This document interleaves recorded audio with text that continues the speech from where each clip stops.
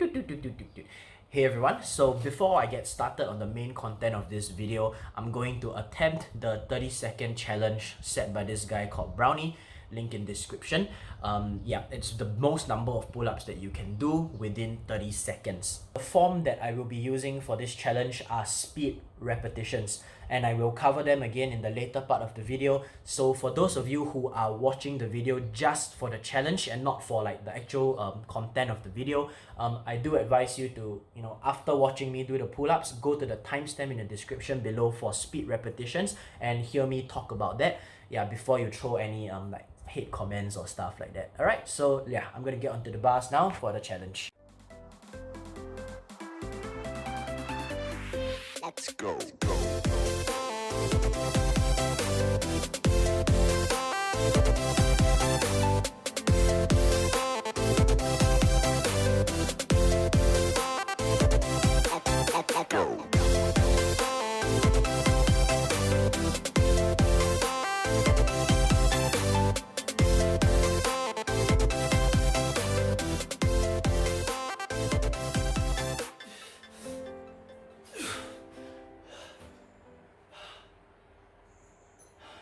Okay, so that's my submission for the 30-second challenge, most number of pull-ups. I think I got like 31 pull-ups, but if you press the stopwatch a bit slower, then maybe it's like 29 or 30. Let's just put it at 29 to be safe, and hopefully the challenge allows for a slightly wider grip, because my grip for pull-ups is a little wider. Okay, but if it was narrower grip, then well, I'll try again next time. So now let's get to the main portion of the video, the different forms of pull-ups. I will be rating the different forms of pull-ups on an acceptability scale. So 1 or 0 for something that people will probably say that's not a pull-up, and 10 for something that most people can agree with as a pull-up. And the reason for that is there are many different schools of thought on what a pull-up should be. I personally do not think that there is one single definition for yes, that's a pull-up, or no, that's not a pull-up. Yeah, and therefore there will be a scale. So yeah, let's go into it. And since I've just done what I call the speed repetitions, let's talk about that first. Speed repetitions, I would give a 6 out of 10 for acceptability. Okay, because when you're going for speed, when you're doing many reps, often like the finer details and the movements in the exercise get compromised. And therefore, some people will look at speed repetitions and say, hey, that's not really a pull-up, and then they might go like, maybe it's a pull-up, it's questionable. And yeah, so some of these things involve, okay, when you're doing a speed repetition, okay, your chin normally doesn't go over and above the bar. You just try and meet the bar and faster, come back down and do your next repetition. Okay, maybe like your elbow. Okay, this one, there's 2 reasons for the elbow. The first reason is conservation of energy yet again. Instead of doing 100% lockout, where your next pull-up you have to again activate the arm, okay, and do that pull, okay, maybe it's better to straighten to a 90 or 95%, okay, and in that way you will save the energy. Your arm still looks like it's relatively straight, and you can go for the next pull already. Okay, that's the first reason. Second reason, in your arm, the bone structure, there's the olecranon process and the olecranon fossa. You can go and Google to see how the images look like. Okay, but basically, whenever you straighten it, your olecranon process locks into the olecranon fossa. You can think of it as like there's a hook at the end of the forearm, and when you straighten the elbow, this hook kind of like grips onto the top portion of the arm inside here, and this allows us to straighten the arm. Okay, but it doesn't allow it to bend some more and like go that way. If not, we would break something.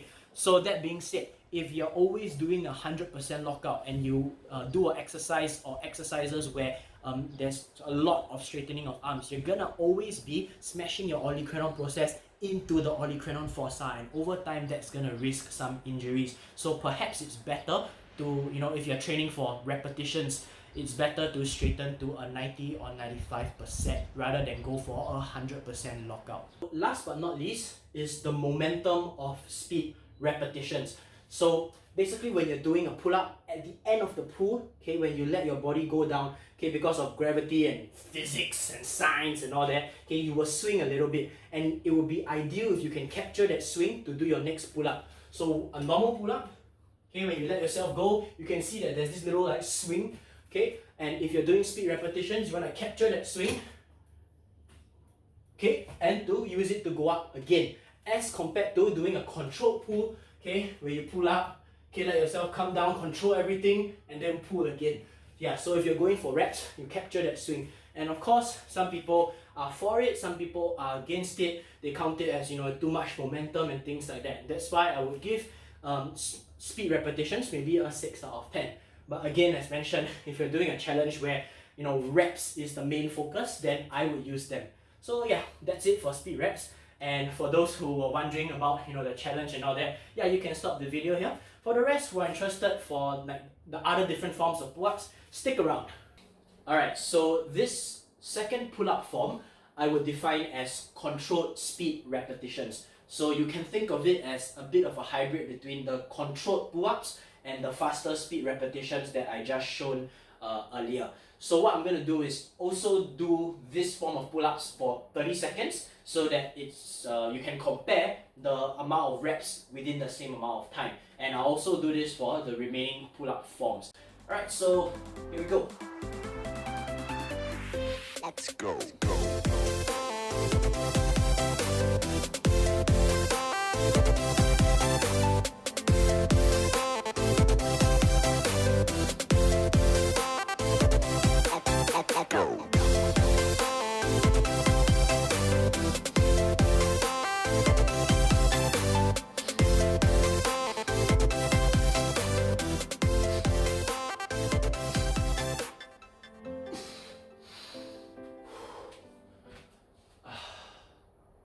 Yep, so those were the controlled speed repetitions. I think I got somewhere between 25 to 26.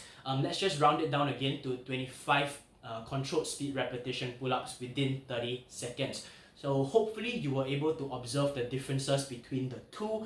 For me at least, it's what goes on through the mind. For purely speed repetitions, all I am thinking about is chin to bar. Yeah, so just getting my chin to the same level as the bar, okay, before coming down and doing the next pull. And because of that, I'm not too conscious about what the rest of my body is doing. That's why, you know, especially if I'm tired, I will realize that I start to use a bit more momentum. If you've seen in some of my videos doing pulls, okay, my right leg starts to twitch a bit to try and help me up. It's quite funny. Also, with regards to trying to straighten the arms, I mentioned, okay, to get a 90 to 95% straight, but when I'm tired or when I'm not being too conscious of it, I realize that doing pure speed repetitions, okay, I straighten my arm to around 80 to 85% instead, which is somewhere around here, around this area, okay, rather than being 90 to 95% straight. So yeah, that's for purely speed repetitions. So for the controlled speed repetitions, I so-called have more time to think, so I start to give more attention to the rest of my body. I am telling myself, hey, I don't want to just be at the same level as the bar, I want to kind of get my chin to cross it a little bit more, okay? With regards to straightening of the arms, I make a conscious effort to, hey, I want to straighten, okay, and make sure I get that 90 to 95% rather than just, hopefully I get it, okay?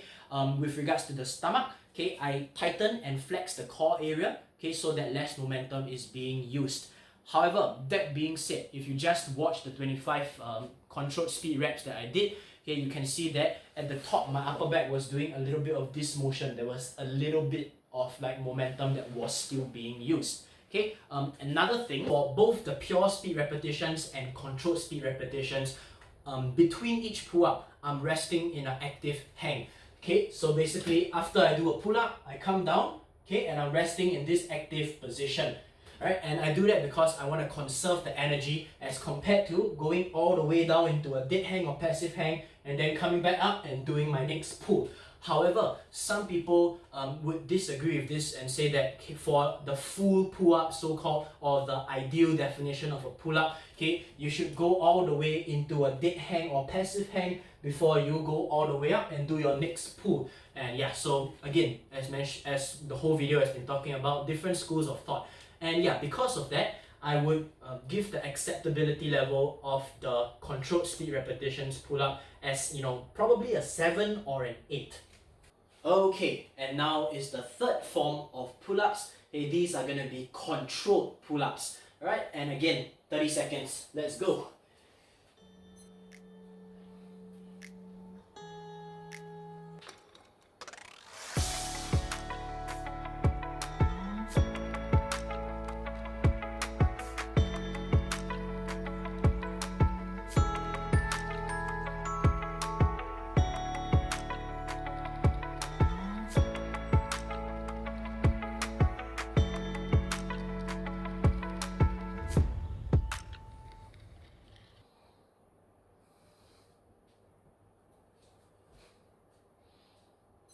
So those were 13 controlled pull-ups within 30 seconds.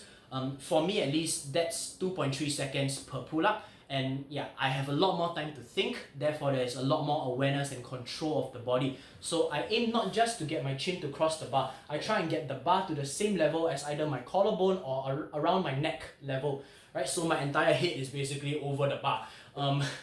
With regards to the arms, okay, I do a 100% straightening, so it's a lockout essentially, okay, locking out all the way.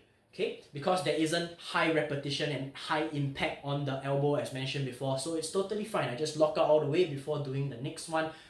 In terms of the hang, I showed you guys the passive and active hang. So for this controlled pull-ups, I'm going all the way into a dead hang, a passive hang, okay, and then doing the next pull. If you notice, I think somewhere between rep 4 and 5, okay, there was this point in time where I just hang there for a split second longer before doing my next pull, because I was aware that, hey, my body started to swing a bit more, so I just I sucked in the stomach a little bit and did another pull. So basically those are controlled pull-ups, but as you can see, they are a lot slower.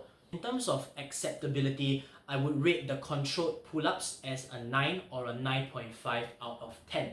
And the reason for that is because I simply accept the fact that there are haters out there, okay? And haters basically, they will hate on everything you do, and because of that, whatever you're doing is always unacceptable. So therefore, no matter how much control you put into your pull-ups, or no matter how much explanation you do to try and prove yourself and all that, it's always going to be unacceptable. There's always going to be something wrong with it, and therefore, yeah, in terms of acceptability, I will not give a 10 out of 10. However, from my perspective, I'll just say that, okay, if there's someone who dislikes the way I'm doing my certain workout or the certain content that I'm making, then I will always try to be a better version of myself, try to continually improve myself to hopefully change their opinion. So yeah, there are 2 more forms left that I want to talk about, and they'll be, it should be done pretty fast. So let's get with those.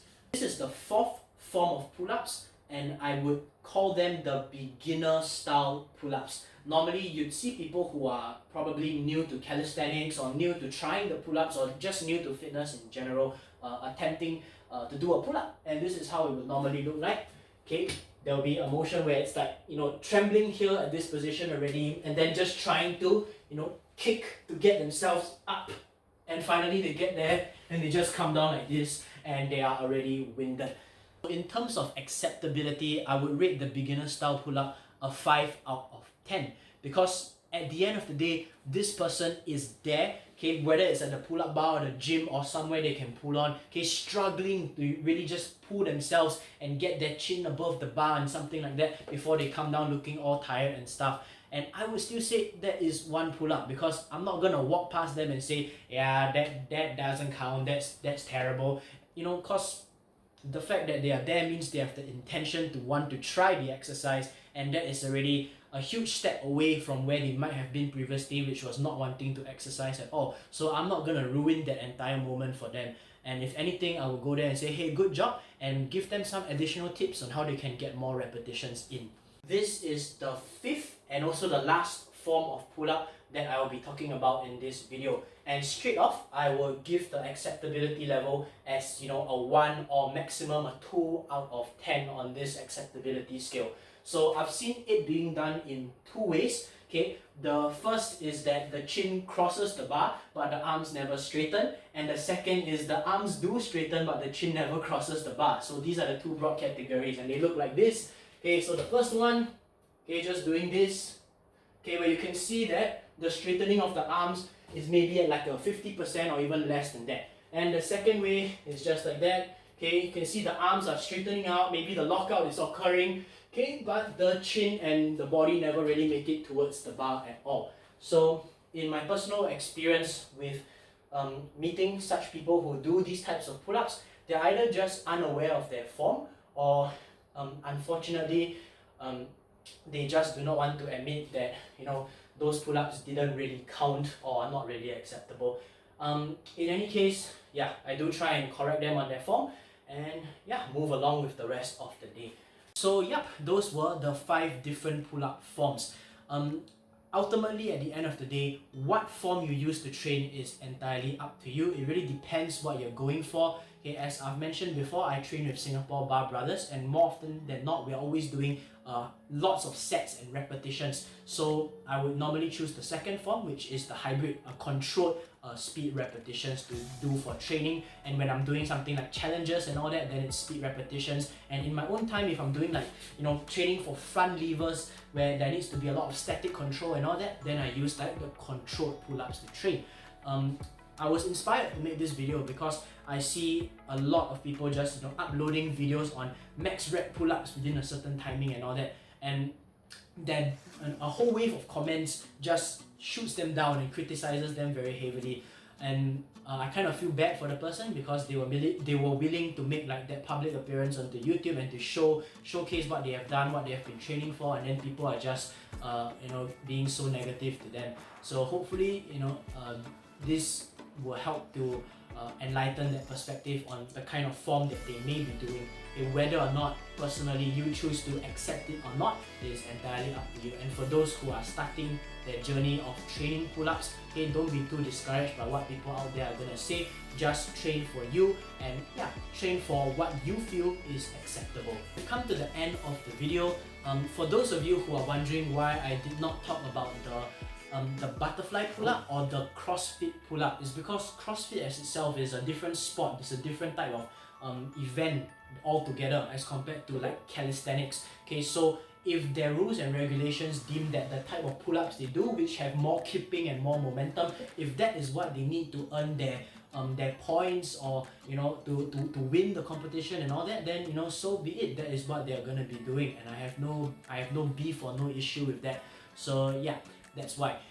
Yeah, if not, don't stop moving, and I will see you soon.